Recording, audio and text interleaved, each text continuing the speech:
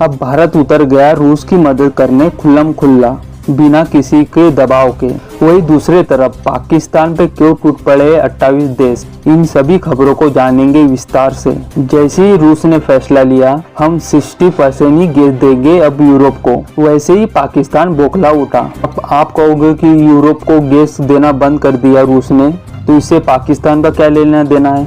तो लेना देना है, क्योंकि जैसे ही रूस ने ये फैसला लिया, इटली समेत कई देशों ने, जो यूरोप की कई कंपनियां थी, अब ये कंपनियां किसके साथ काम करना नहीं चाहती? जो पुराने कस्टमर है, जो पुराने कस्टमर है इन कंपनियों के, उसमें है पाकिस्तान का नाम। दरअसल बात यह है कि पाकिस्तान ने एलएनजी सप्लाई के लिए इटली समेत कई कंपनियों के साथ पाकिस्तान ने ये डील की थी, और ये डील थी लंबे समय के लिए थी। फिर जैसे ही रूस ने गैस सप्लाई कम कर दी, फिर ये जो कंपनियां हैं यूरोप को और अमेरिका को गैस देना चाह रही है, पाकिस्तान को नहीं। तो कंपनियों का ये कहना है, एक तो पाकिस्तान को गैस दो, वो भी उधारी खाते में गैस दो, पैसा तो है ही नहीं पाकिस्तान के पास। तो पाकिस्तान के साथ जो डील थी वो उधारी खाते में ही चलती थी अभी तक। फिर कंपनियों ने ये सोचा कि डील तो हो चुकी है, तो पाकिस्तान को दूर करने का एक ही रास्ता है कि कंपनियों को दिवालिया घोषित कर दो, तो उससे जो डील हुई थी वो भी टूट जाएगी। फिर नई कंपनी बनाएंगे, फिर अमेरिका के साथ, यूरोपीय देशों के साथ नए सिरे से व्यापार करेंगे जिसमें पाकिस्तान नहीं होगा, ताकि हमारी कंपनियों को पैसे ज्यादा मिलेंगे। ऐसा होना भी शुरू हो गया। तो इन कंपनियों ने पाकिस्तान को धोखा देना शुरू कर दिया था। जो स्थिति है वो बहुत भयानक हो चुकी है एलएनजी को लेके। तो ये पाकिस्तान को बहुत बड़ा झटका दिया है इन कंपनियों ने। तो इसके पीछे एक कारण है, अमेरिका अपना बदला निकाल रहा है। आईएमएफ के ऊपर दबाव बना रहा है अमेरिका कि पैसे ना दे पाकिस्तान को अभी। इस वजह से आईएमएफ पैसे रिलीज नहीं कर रहा है पाकिस्तान के लिए। जब भी पाकिस्तान कटोरा लेके आईएमएफ के पास जाता है, तो आईएमएफ नई शर्तों को लागू कर देता है कि पहले ये शर्तें पूरी करो, फिर आपको धनराशि दी जाएगी। आईएमएफ की शर्तों को भी मानता है पाकिस्तान, फिर भी गिरता है। जो आईएमएफ की शर्तें उन पाकिस्तान के अंदर इतनी महंगाई बढ़ा देगी, फिर भी पाकिस्तान टूटेगा। इससे क्या हो रहा है, नया टैक्स आ रहा है, तेल के दाम बढ़ रहे हैं, महंगाई और अधिक बढ़ रही है। तो पाकिस्तान अपनी जबान पे कंट्रोल नहीं रखता है, कौन से देश के खिलाफ कैसे बयान देना चाहिए वो आगे पीछे नहीं सोचता है।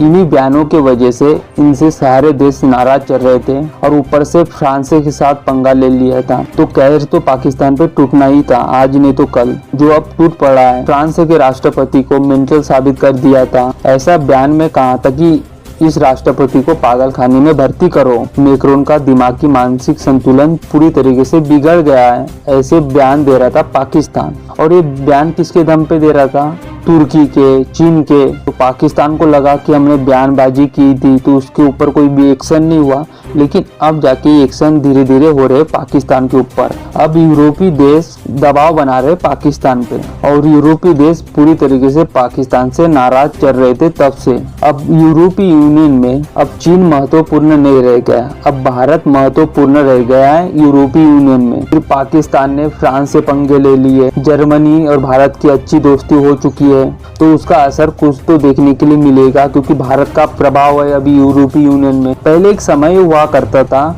कि जर्मनी चीन की इधर झुकाव रखता था, और चीन पाकिस्तान की इधर झुकाव था चीन का। इस वजह से यूरोपीय देशों का जो लेन देन था उसमें पाकिस्तान को बहुत फायदा भी हुआ था। ये बैलेंस बना था, एक जो बैलेंस है वो पूरी तरीके से टूट चुका है। इस वजह से 28 देशों ने पाकिस्तान के ऊपर ऐसी चोट करने का सोचा है, और उसके लिए ड्राफ्ट बनना भी चालू हो चुका है। अभी ड्राफ्ट में बात ये आ रही है, जो जीएसटी प्लस के स्टेशन थे जिसका फायदा उठा रहा था पाकिस्तान, तो पाकिस्तान इस तरीके से लाभ उठा रहा था। जो भी चीजें पाकिस्तान बेचता था यूरोपीय देशों के पास, करीब पाकिस्तान 2 मिलियन से ऊपर का व्यापार करता था जीएसपी प्लस स्टेटस के तहत। ये पाकिस्तान बहुत दिनों से फायदा उठा रहा था, लेकिन पिछले 7 सालों से बहुत अधिक लाभ उठा रहा था पाकिस्तान। अब जीएसपी प्लस का पाकिस्तान लाभ नहीं ले सकता है, क्योंकि यूरोपीय यूनियन का ये कहना है कि पाकिस्तान के अंदर मानव उल्लंघन के कार्य हो रहे हैं। पाकिस्तान दूसरे समुदाय के लोगों को अपने हक नहीं देता है, उन पे अत्याचार करता है, और पाकिस्तान की ऐसी कई शर्त है जिसे पाकिस्तान पूरा नहीं कर पाया।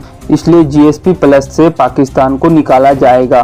तो इससे पाकिस्तान को बहुत बड़ा झटका लग चुका है। अब पाकिस्तान ये बुआर लगा रहा है, वैसे तो कंगाली में आटा गीला चल रहा है और हमें मत तोड़ो और हमें कंगाल मत बनाओ, मुझे कम से कम जीएसपी प्लस में रहने दो, ऐसा मत करो। अब पाकिस्तान यूरोपीय देशों से ये बुआर लगा रहा है, लेकिन यूरोप के देशों के तरफ से प्रस्ताव चालू हो चुकी है इस पे और पाकिस्तान को बहुत बड़ा झटका लगने वाला है, कभी भी लग सकता है। 2 मिलियन से अधिक जो फ्री के पैसे मिलते थे वो पाकिस्तान को मिलना बंद हो जाएंगे। वही दूसरी तरफ खुल्लम खुल्ला भारत मदद कर रहा है रूस की। अब रूस फंस चुका है। अब रूस के लिए सबसे बड़ी समस्या ये हो चुकी है कि रूस के अंदर दवाइयों की पूरी तरीके से कमी हो चुकी है। अब रूस के अंदर यूरोप की देशों की, पश्चिमी देशों की जो कंपनियां थी वो दनादन निकल रही है और ये कंपनियां थी दवाइयों की, और दवाइयाँ किसी भी देश के लिए बहुत जरूरी चीजें होती है और कोई भी देश दवाइयों के बिना नहीं रह सकता है। अगर किसी देश में दवाइयाँ नहीं होगी तो हॉस्पिटल में दवाइयाँ नहीं उपलब्ध होगी, इसलिए रूस को इस वक्त दवाइयों की बहुत अधिक जरूरत है। वैसे हम आपको ये बताते चले कि 2022 में जो सबसे ज्यादा दवाइयाँ दे रहा है वो दे रहा है भारत रूस को। भारत ने $557 मिलियन के फार्मास एक्सपोर्ट किए हैं, लेकिन ये फिर भी कम है रूस के लिए। जो भारत पहले दवाइयाँ देता था रूस को उससे 2 गुना ज्यादा है, फिर भी रूस की पूर्ति नहीं हो रही है। अब रूस को इसलिए पूर्ति नहीं हो रही है क्योंकि पहले जो कंपनियां थी रूस के अंदर, यूक्रेन और रूस के युद्ध के वजह से जो प्रतिबंध लगे, इस वजह से बहुत कंपनियां दवाइयाँ की थी वो पूरी तरीके से निकलने लगी है, बहुत हद तक निकल चुकी है और बाकी कंपनियां भी निकल रही है। इसलिए रूस को जरूरत है, बहुत ही बड़ी मात्रा में मेडिसिन चाहिए रूस को अभी के समय में।